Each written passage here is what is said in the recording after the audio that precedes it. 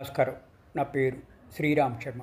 మహిళా శక్తి కేంద్రాల్లో పనిచేస్తున్న వాళ్ళకి ప్రభుత్వం ఏప్రిల్ 2019 నుంచి జీతాలు ఇవ్వకపోతే తెలంగాణ హ్యూమన్ రైట్స్ కమిషన్లో కంప్లైంట్ ఫైల్ చేశారు అందరూ కలిసి.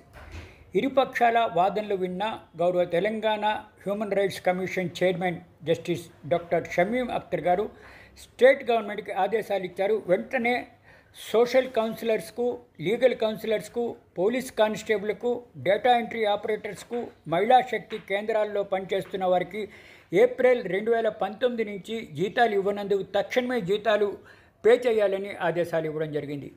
ఏప్రిల్ 21 కాన్స్టిట్యూషన్ ఆఫ్ ఇండియా ప్రకారము పనిచేసిన ఉద్యోగస్తులకు జీతాలు చెల్లించకపోతే article 21 constitution of India violate చేసినట్టుగానే భావించాలి.